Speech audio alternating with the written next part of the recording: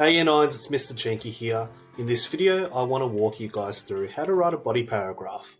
And this video is obviously in preparation for our upcoming To Kill a Mockingbird text response essay CAT.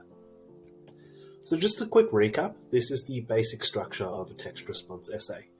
You've got an introduction and a conclusion, which bookend our essay, and then you've got 3 body paragraphs. At year 9, it's the expectation that you write at least 3 body paragraphs. However, you may write more than that.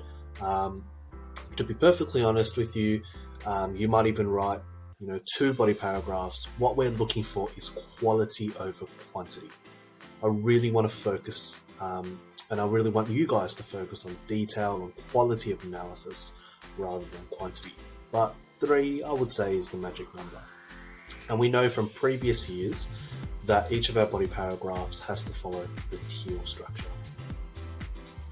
So what is the purpose of a body paragraph? Well, the body paragraphs of our text response essays are where we develop and expand upon our main ideas, which in turn support the contention outlined in our introduction. Secondly, we really want to analyze the text in detail. We do so by exploring the key moments, the characters, themes, language choices, and also the literary devices in To Kill a Mockingbird. So the body paragraphs are really the meat in our hamburger, if you will.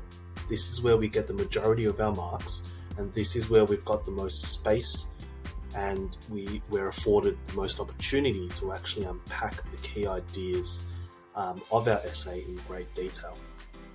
So you're expected, like I said, to write 3 body paragraphs, each focused around one of your key or main ideas, and each of your body paragraphs, I would say, should be around 200 words.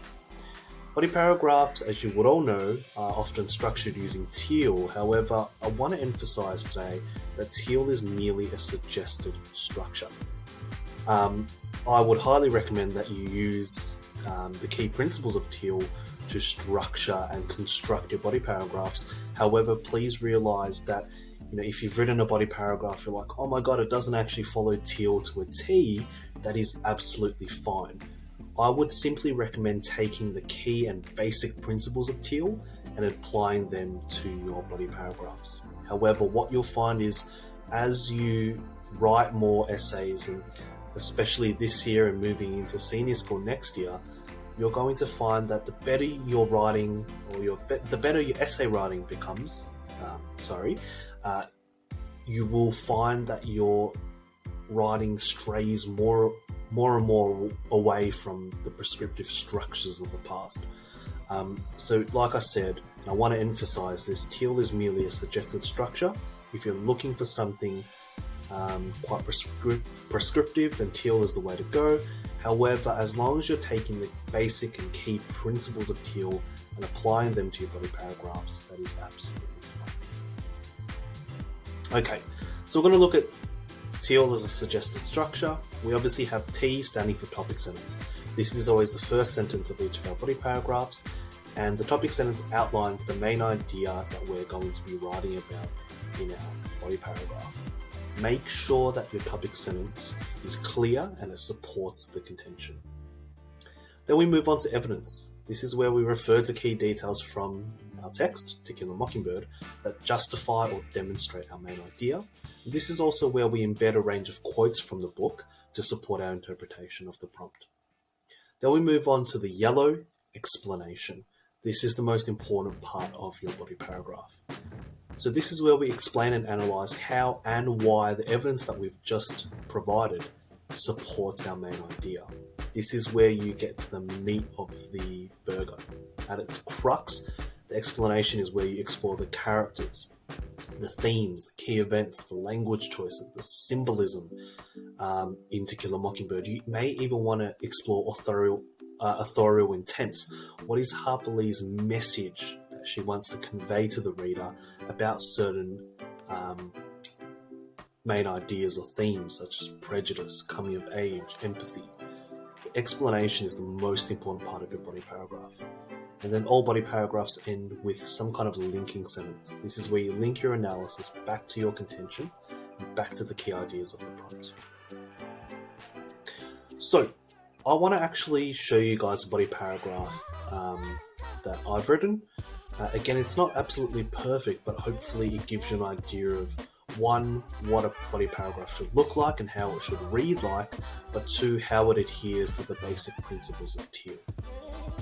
So this body paragraph is in response to the topic or the prompt on the left.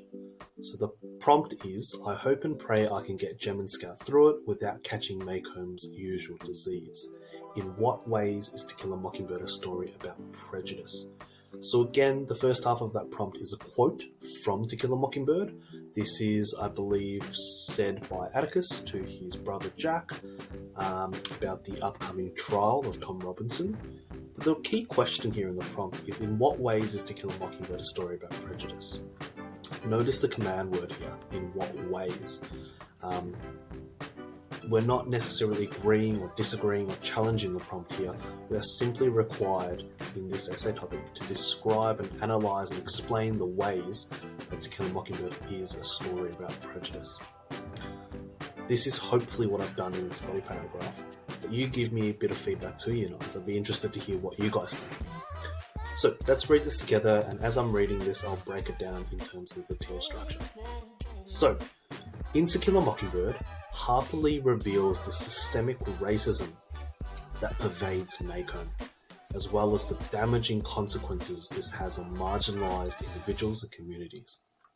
So this is our topic sentence, and it's colour-coded in red.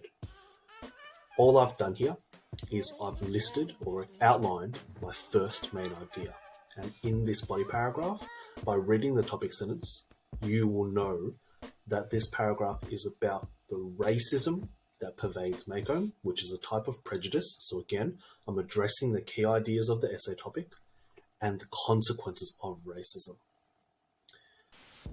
Let's keep reading.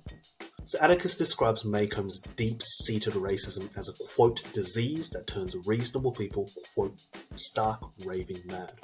This is evidence, and I've colour-coded it in blue. Notice I've used single word and phrase quotations. Think back to the embedding quotes video. I'm not quoting really long quotes. They're nice, short, punchy, and they're smoothly embedded within my sentence here. So through this metaphor, Lee compares racism to a sickness that has infected Maycomb, turning normally upstanding citizens into bigots. The reader witnesses the consequences of the town's ingrained racism through the trial and tragic death of Tom Robinson, who was a, quote, dead man the minute Mayella Ewell opened her mouth and screamed. So here notice I'm providing a bit more evidence, but also notice the yellow, my explanation, my analysis. I'm explaining and I'm analysing Harper Lee's language choices, and I'm doing so by looking at her use of metaphor, where she compares Maycomb's racism to a disease. And I'm also analysing and explaining here how, most of the time the characters, the citizens of Maycomb are really good people. However, when it comes to issues of race, they become bigots. And then I'm also explaining how racism, which is a form of prejudice, is seen in the novel through the trial of Tom Robinson. Let's keep reading. During the trial, Atticus presents conclusive evidence proving Tom's innocence. However, the entrenched racism of the all-white jury of seemingly respectable men still finds him guilty. The reader, through the eyes of the story's young narrator, Scout, witnesses a grave miscarriage of justice, where, quote, 12 reasonable men in everyday life cannot overcome their prejudice, thus sending an innocent black man to his death. Again, notice the amount of yellow here. Notice the amount of explanation and analysis. Also notice that I'm using a lot of third-person pronouns. The reader. I'm not using first or second-person pronouns like I, me, you, us, we, you. Remember, we want to avoid first and second-person pronouns and use lots of third-person pronouns. We want to refer to the characters. We want to refer to the reader and the audience as well. And we conclude and bookend our body paragraph with the link sentence, which is here in green. Ultimately, Lee illustrates the devastating consequences of racism and how it can corrupt even the most righteous of men. So again, I'm linking and I'm essentially summarizing what this entire body paragraph is about, but I'm linking this back to my topic sentence. Again, notice that I've chosen to focus on racism in this body paragraph, and I've mentioned it in my linking sentence as well. And I'm also linking this back to my contention, and I'm also linking it back to the key ideas of this essay topic. Also notice that I use Lee a lot. Yeah, we want to refer to the author, and we want to sort of analyze Harper Lee's intent. What is the message that she's trying to convey to the readers through To Kill a Mockingbird? Alright, so a quick checklist. After you guys finish writing your practice body paragraphs, I want you to ask yourselves these 5 questions. Number 1, do each of my body paragraphs follow or at least adhere to the basic principles of the TEEL structure? Number 2, does the main idea I've written about support my contention, and does it address the key ideas in my prompt? Number 3, have I demonstrated my knowledge of the text by providing, explaining, and analysing a range of evidence? Number 4, have I embedded quotes into my paragraph? And number 5, have I written in present tense and third person? If you can tick off each of those 5 dot points, then Year 9s, you have written a fantastic body paragraph. Alright, so Year 9s, I hope this video helped. If you have any questions about how to write body paragraphs, or if you just want to sort of have a chat to me about this, please let me know via email. We're going to be running Zooms this week as well, so Zooms would be a fantastic opportunity for you guys to ask questions about body paragraphs or clarify any questions that you may have. Hopefully this video helps, and remember guys, keep working hard and keep looking after yourselves in this lockdown. Alright, look forward to seeing you guys soon. Good luck with your practice body paragraphs.